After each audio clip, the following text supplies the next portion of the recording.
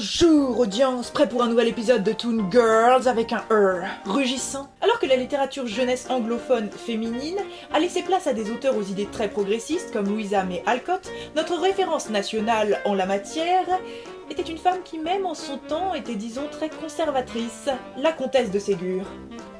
Son œuvre est pourtant toujours publiée telle quelle en l'honneur de notre beau patrimoine français, alors qu'elle contient des exemples de sadisme. Quand elle fut au milieu de ce salon, elle se sentit descendre par une trappe à peine assez large pour laisser passer le bas de son corps. Ses épaules arrêtèrent la descente de la trappe. Terrifiée, ne sachant ce qui allait lui arriver, elle voulut implorer la pitié des deux hommes qui l'avaient amenée. À peine commençait-elle à s'inquiéter de sa position qu'elle en comprit toute l'horreur. Elle se sentit fouettée comme elle aurait voulu voir fouetter ses paysans.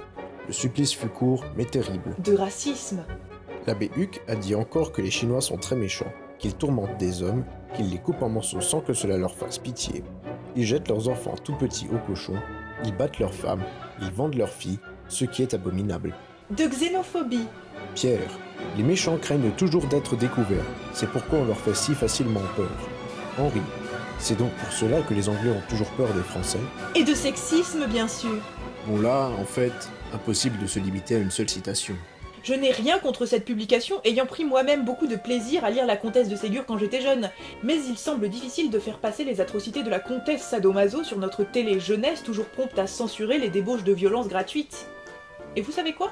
Une armée de scénaristes habiles a su transformer les mésaventures d'une moralité douteuse de la pauvre Sophie en quelque chose de carrément intéressant, avec les malheurs de Sophie. En l'honneur de cette héroïne turbulente, je vous convie à un thé assaisonné à l'eau des chiens.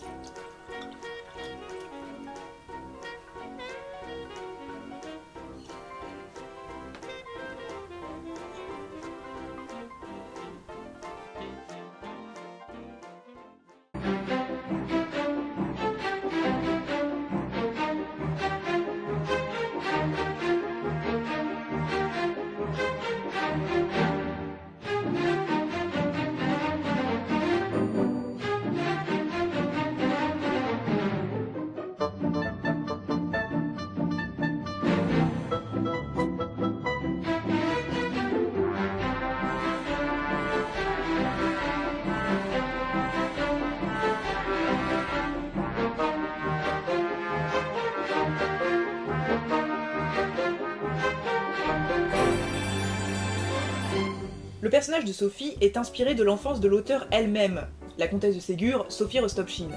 Même si Sophie est globalement montrée comme un mauvais exemple à ne pas suivre dans les livres Les malheurs de Sophie et les petites filles modèles, dans Les bons enfants et Les vacances, sa vivacité et sa créativité sont des qualités qui semblent rattraper sa trop grande spontanéité et sa sauvagerie.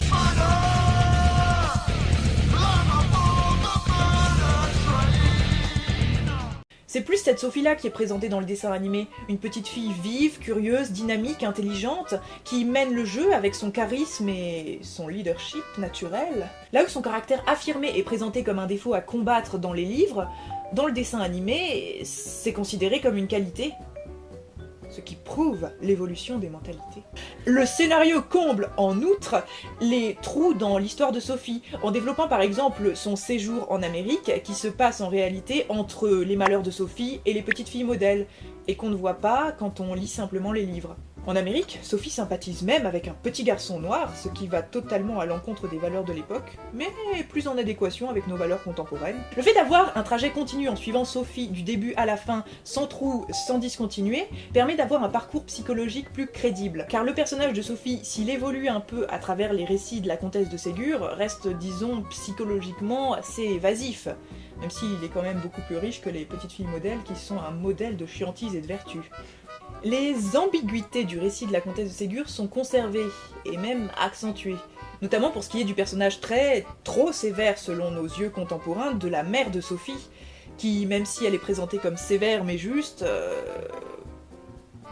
a l'air d'une peau de vache. Le lien entre Sophie et son cousin Paul qu'elle retrouve dans Les vacances est aussi beaucoup plus présent. Et leurs retrouvailles sont beaucoup plus douces amères dans la série. Dans le livre, c'est simplement tout le monde est content. Dans la série, on nous montre que revoir quelqu'un après toutes ces années n'a rien d'évident.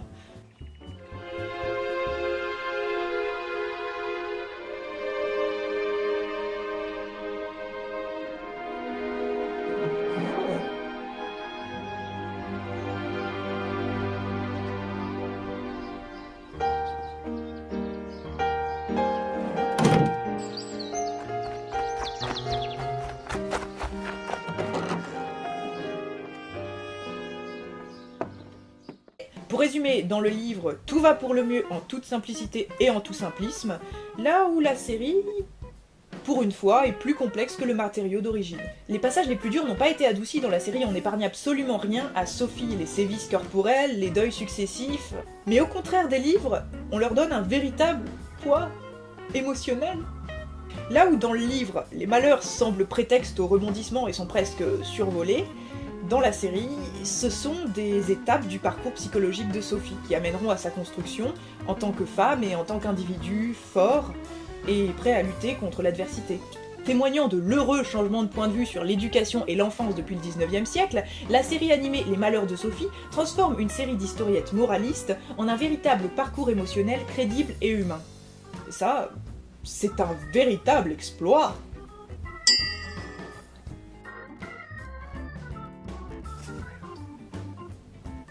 Tu penses qu'on l'a entendu? Shit, je veux pas le refaire. Non, fais chier. J'espère qu'on n'entend pas les tic-tac.